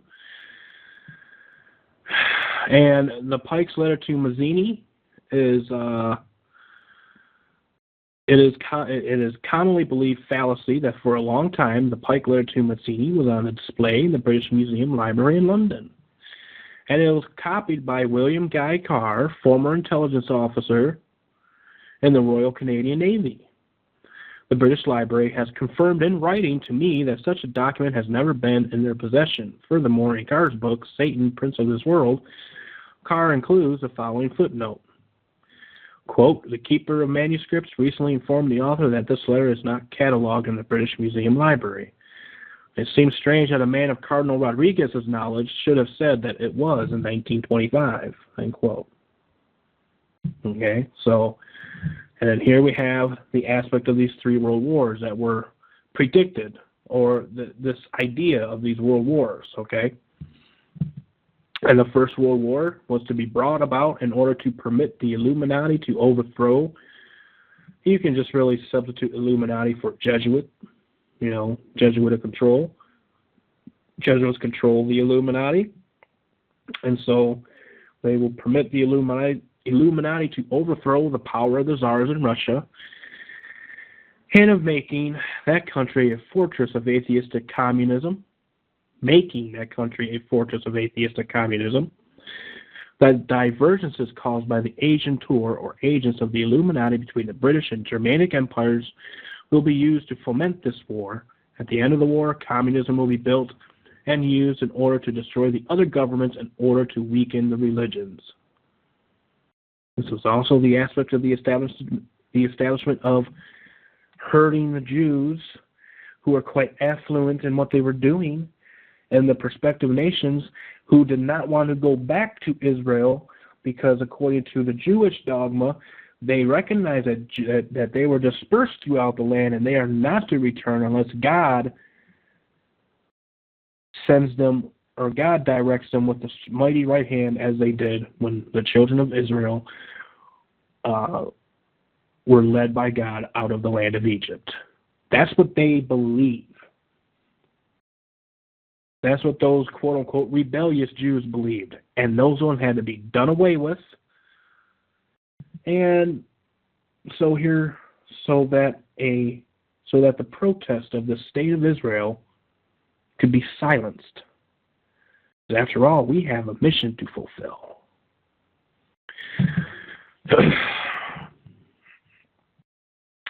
So let's see. And forged between this document, Germany and the other, forged between 1871 and 1898 by Otto von Bismarck, co-conspirator of Albert Pike, who were instrumental in bringing about the First World War.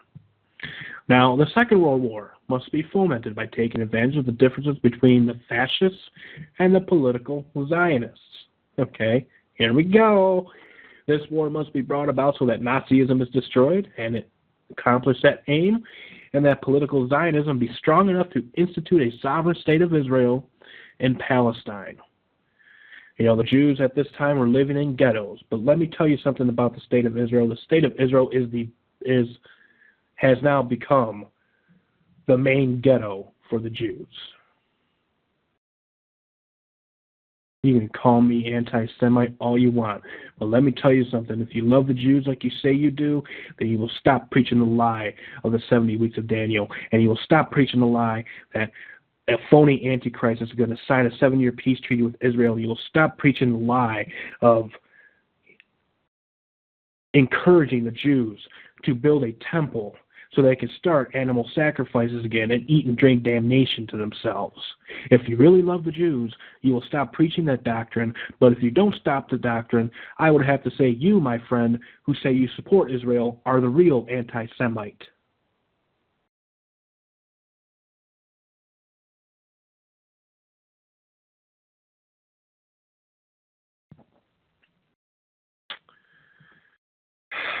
Sovereign state of Israel and Palestine. During the Second World War, international communism must become strong enough in order to balance Christendom, which would be then restrained and held in check until the time when we would need it for the final social cataclysm.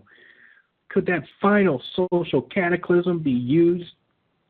A false 70th week prophecy, maybe, possibly? After the Second World War, communism was made strong enough to begin taking over weaker governments. In 1945, at the Potsdam Conference between Truman, Churchill, and Stalin, a large portion of Europe was simply handed over to Russia. And on the other side of the world, the aftermath of the war with Japan helped to sweep the tide of communism into China.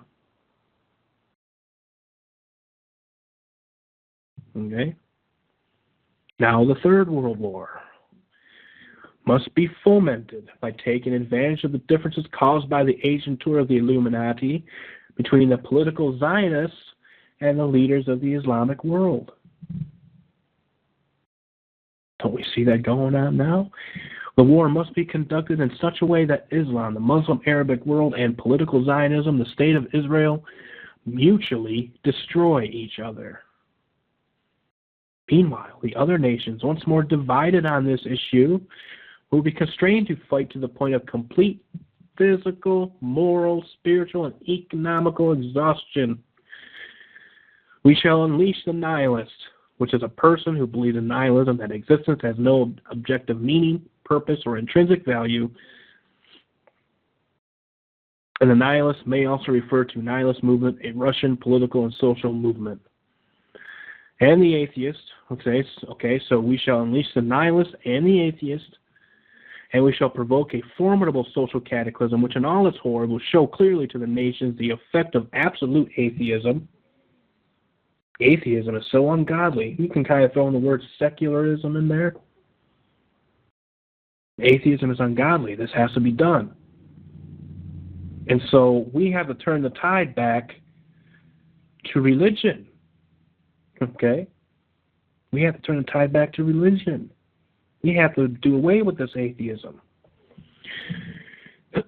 So, folks, those folks out there that claim to be atheists, dude, your days are numbered, buddy. Origin of savagery and of the most bloody turmoil. Then everywhere, the citizens obliged to defend themselves against a world minority of revolutionaries.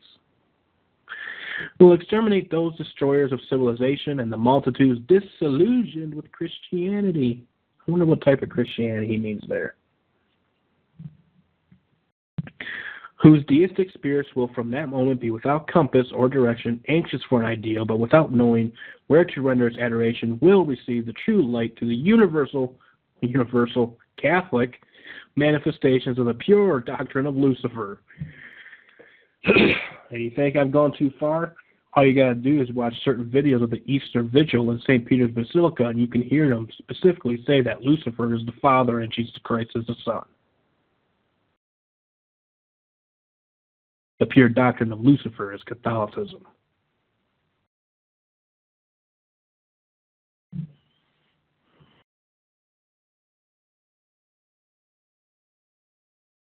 And this is to be brought finally out in the public view. This manifestation will result from the general reactionary movement, which will follow the destruction of Christianity and atheism, both conquered and exterminated at the same time.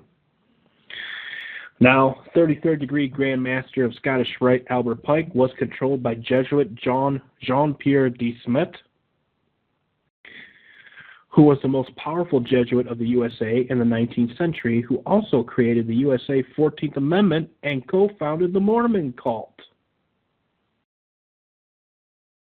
Rome had tried to create Los Alumbrados 1492. We got Columbus Day coming out, and that's a very interesting year. 1492 in Spain, but that was banned. Later on, they created the Society of Jesus in 1534, and this became the Jesuit Order. The Jesuit Order was banned in at least 83 countries, and then they had Jesuit Adam Weishaupt created the Bavarian Illuminati 1776 as a cover to hide the Jesuit Order so they could remain in power. The year 1776 is to be found on the dollar bill and the base of the pyramid. And folks will go and say, well, Adam Weishaupt left the Jesuit Order and then founded the Illuminati. Folks, you know what? And a lot of these people that state this will be ex-Illuminists themselves. I'd come out of the Illuminati and these types of things. And, Adam Weishaupt was never a Jesuit, or he left the Jesuits. Come on, really?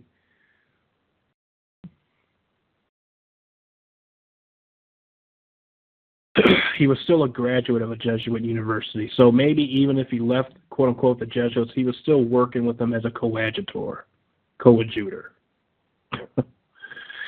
Pierre Jean de Smet was born on January 30th, 1801 to May 23rd, 1873. Also known as Peter Jean de Smet, was a Belgian Roman Catholic priest and member of the Society of Jesus.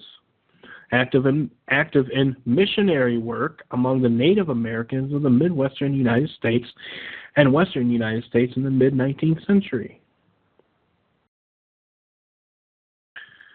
His extensions travels as a missionary were said to total 180,000 miles. He was known as the friend of Sitting Bull because he persuaded the Sioux war chief to participate in negotiations with the United States government for the 1868 Treaty of Fort Laramie.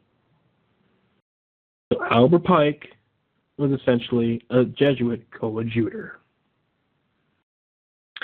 Now, since we're on the topic of war, I'm going to read 2 paragraphs from the Extreme Oath of the Jesuits, okay? And I'm almost done here. And we're going to continue this section of current events in tomorrow's broadcast. So, this, I believe, is the second paragraph of the Jesuit order. When the superior speaks, he states, quote, "You have been taught to insidiously plant the seeds of jealousy and hatred between communities, provinces, states that were at peace." I wonder who these states are. Protestant states? And incite them to deeds of blood, involving them in war with each other. Protestants attacking Protestants. What did World War II essentially do? Well, here's America, the great Protestant country.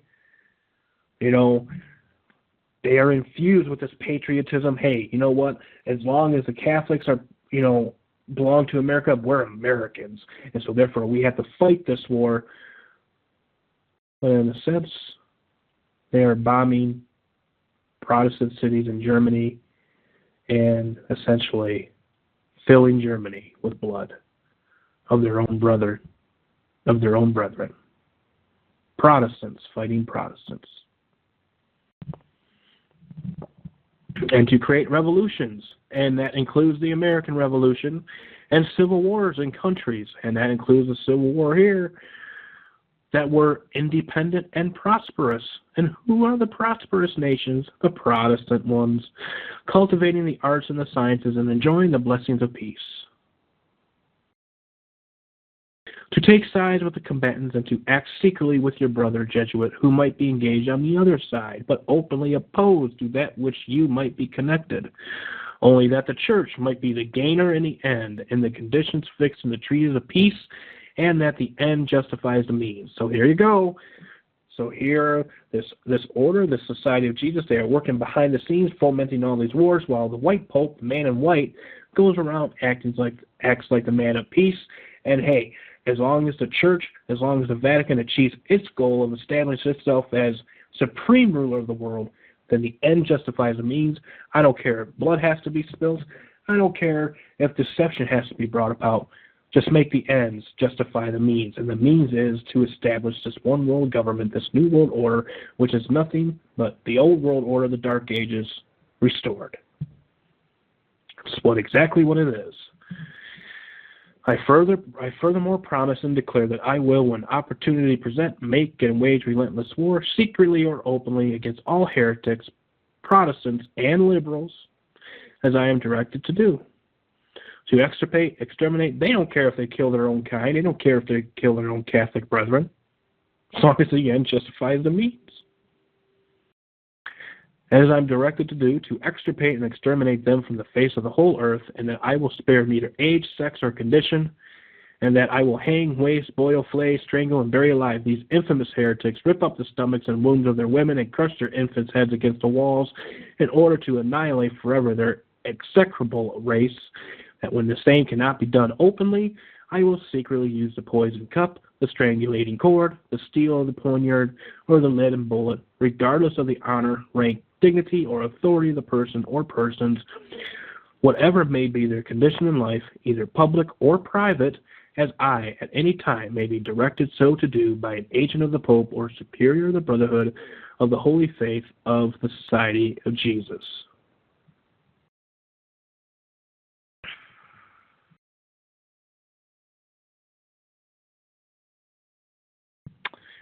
Okay, now out of the Global Vatican, page 153, former ambassador to the Holy See, Francis Rooney, received a package from President Bush at the time, okay? And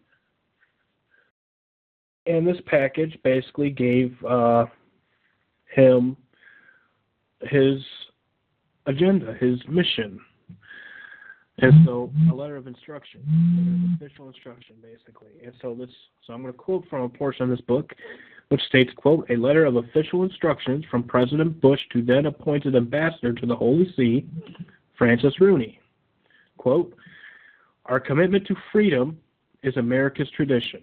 You got to ask yourself, what kind of freedom are they talking about? Is it freedom to be Catholic? Or freedom to practice your other religions, so as long as you acknowledge the supremacy of the Pope? Is this America's tradition? The advance of freedom is also the surest way to undermine terror and tyranny, and to promote peace and prosperity.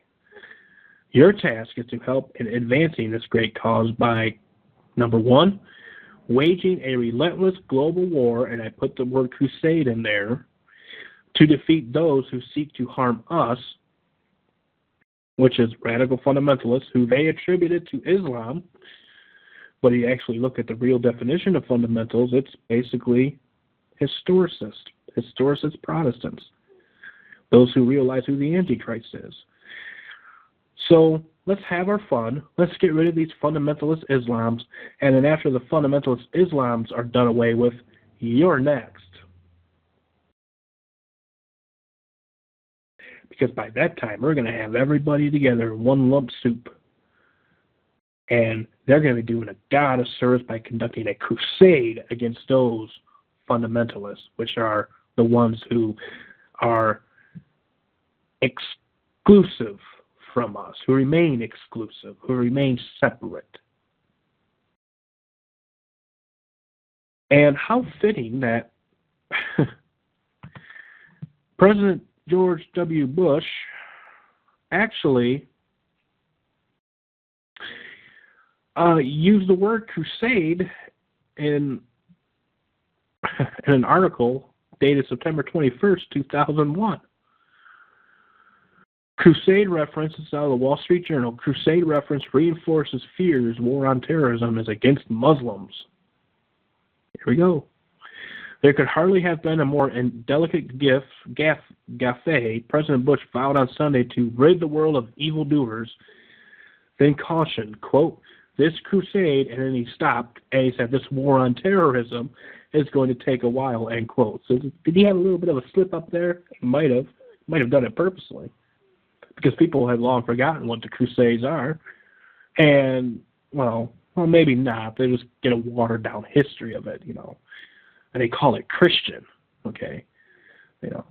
But it's not Christian, it's Catholic. And obviously, the Muslims know about the history of the Crusades. Well, so here we go. Here's the Pope using the phrase crusade, which was in a sense a holy war, and he's calling it a crusade. So is this war based on religion, or is it just based on politics? He uses the word himself, crusade. So he's basically telling you what all this rigmarole in the Middle East is. It is a crusade. In order to make the ends justify the means, and as long as it attributes to the primacy of the church.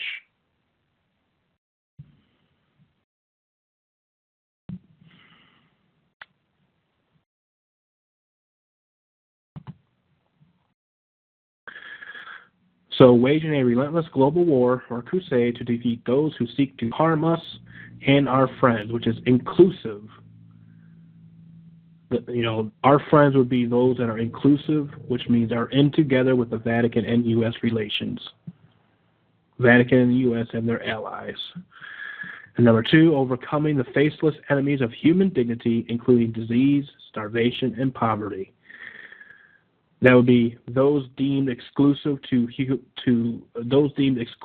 goals, like the 17 goals of the 2030 agenda from the UN. This is that faceless enemies of human dignity, including diseases. You have forced vaccinations you can throw in there. i.e. big pharma, and other pharmaceuticals, which equate to sorceries in the Bible, a word called pharmakia, and starvation, which is basically the redistribution of wealth, stealing, theft, one cashless and digital currency, and also to create only two classes, super rich and super poor, and make it to the point where the super poor is dependent on the super rich. Okay? Now, those are my comments in there. Without those comments, it'll just say wage our commitment to freedom, la da da da, and it'll say just wage a relentless global war to defeat those who seek to harm us and our friends, overcoming the faceless enemies of human dignity, including disease, starvation, and poverty. And then again, it is absolutely necessary for salvation that every human creature be subject to the Roman pontiff. Matthew 24:4-7, and Jesus answered and said unto them, Take heed that no man deceive you, for many shall come in my name, saying, I am Christ, and shall deceive many. And ye shall hear of wars and rumors of wars. See that ye be not troubled, for all these things must come to pass, but the end is not yet. For nation shall rise against nation, and kingdom against kingdom, and there shall be famines and pestilences and earthquakes in divers places, wars and rumors of wars.